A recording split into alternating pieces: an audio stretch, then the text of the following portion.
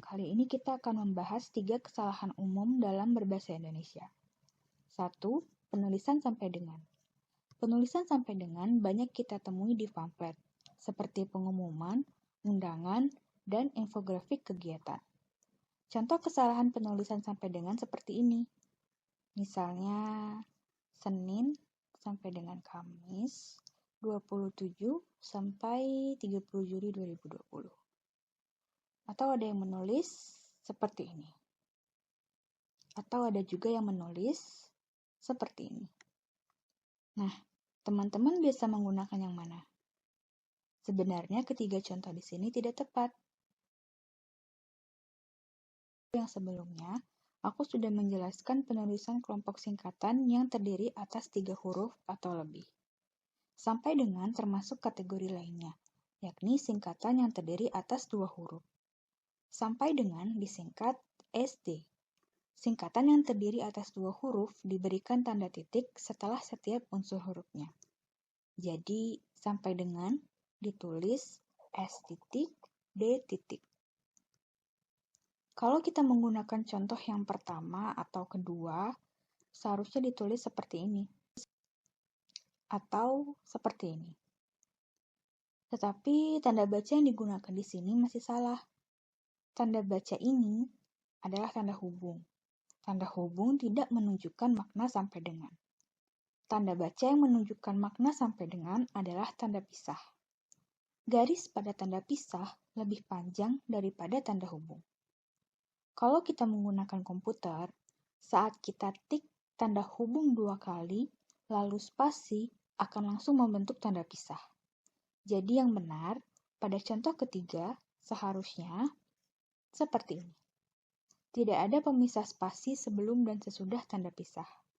Jadi langsung saja Senin, tanda pisah Kamis, 27, tanda pisah 30 Juli 2020. Kesalahan kedua yang sering terjadi adalah penulisan kata berimbuhan. Penulisan kata berimbuhan banyak kita temukan di artikel berita atau kolom deskripsi pada berita. Contoh kesalahan yang sering terjadi adalah pada penulisan kata, mempengaruhi, mengkoordinasikan, dan merubah. Yang tepat adalah memengaruhi, mengoordinasikan, dan mengubah. Kaidahnya, huruf K, P, T, dan S pada awal kata dasar luluh jika mendapat awalan mem. Awalan mem untuk kata pengaruh merupakan perubahan dari awalan meng. Mempengaruhi seharusnya memengaruhi. P pada kata pengaruh luluh. Sama halnya dengan kata pandu, menjadi memandu. Pukul menjadi memukul. Pasang menjadi memasang. Begitu juga untuk huruf K pada awal kata dasar. Mengkoordinasikan seharusnya mengoordinasikan. K pada kata koordinasi luluh. Sama halnya dengan kata kikis, menjadi mengikis. Konsep, mengonsep. Kubur, mengubur. Kata dasar menjadi patokan yang harus kita perhatikan. Kata merubah berasal dari kata dasar ubah, sedangkan dalam bahasa Indonesia tidak ada awalan mer. Apabila yang dimaksud adalah awalan me ditambah kata dasar rubah, tentu memiliki makna yang lain. Jadi, yang tepat digunakan adalah mengubah, bukan merubah. Kesalahan ketiga yang sering terjadi adalah penulisan padanan asing. Penulisan padanan asing banyak kita temui di berbagai media. Kesalahan penulisan padanan asing yang sering terjadi adalah tidak ditulis miring. Contohnya seperti ini.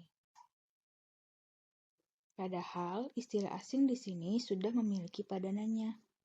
Mungkin terdapat beberapa faktor yang memengaruhi. Misalnya pada media daring. Hal pertama yang ingin dicapai adalah keterjangkauan berita yang diunggah agar dapat dengan mudah ditemukan dan dibaca oleh warganet.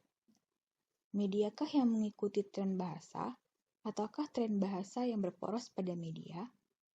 Penggunaan bahasa Indonesia yang baik dan benar sebenarnya bisa dimulai dari diri kita sendiri. Perlahan kita dapat menularkannya kepada orang-orang di sekitar kita.